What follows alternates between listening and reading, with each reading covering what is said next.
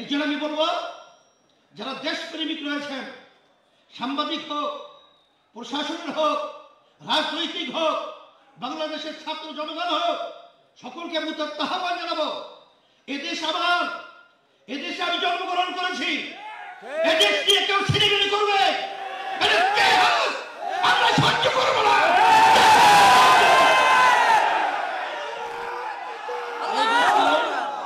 যারা নাকি বিভিন্ন পর্যায়ে বারবার আমাদেরকে তাম বিশ্বের মধ্যে 5 বার চোরের দিক থেকে ফাঁস বানিয়েছে, দুর্নীতিতে চ্যাম্পিয়ন হয়েছে। আর এই দুর্নীতিবাজদেরকে আমার ক্ষমতার মস্তকে বসিয়ে আমরা তামাশা দেখব, এটা বাংলাদেশের জনগণ সহ্য করবে না,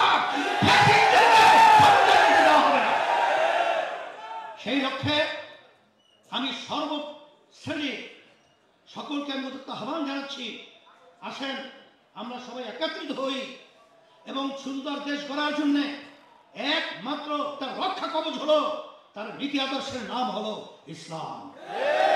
আর এই সুন্দর দেশ পরিচালনা করার জন্য নির্বাচন পদ্ধতি হবে পিয়ার সিস্টেমের নির্বাচন হতে পারবে না।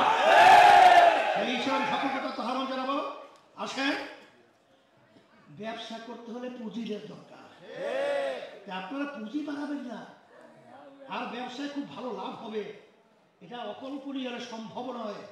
সেই হিসাবে আমি সকলকে বলবো, আজকে মাঠ উর্বর রয়েছে, আপনারা এখান থেকে আজকে প্রতিজ্ঞাবদ্ধ হয়ে বের হবেন।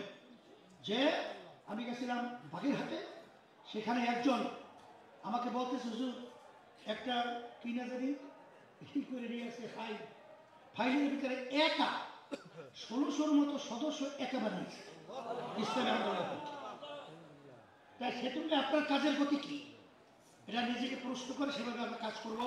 আল্লাহ রাব্বুল আলামিন আমাদের সকলকে আজকে সুন্দর সম্মেলন যারা আয়োজন করেছেন, আপনারা কষ্ট করে এসেছেন, আপনাদের সকলকে ধন্যবাদ জানাই, আমার সাংবাদিক বন্ধুদেরকে ধন্যবাদ জানাই এবং প্রশাসন দায়িত্ব নিয়োজিত আছেন সকলকে ধন্যবাদ জানিয়ে বিগত 25-24 কমিটি বিলুপ্ত ঘোষণা করলাম।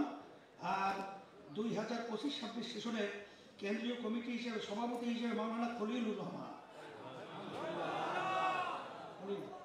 আর সিনিয়র সহসভাপতি হাফেজ মোহাম্মদ সিদ্দিকুর রহমান,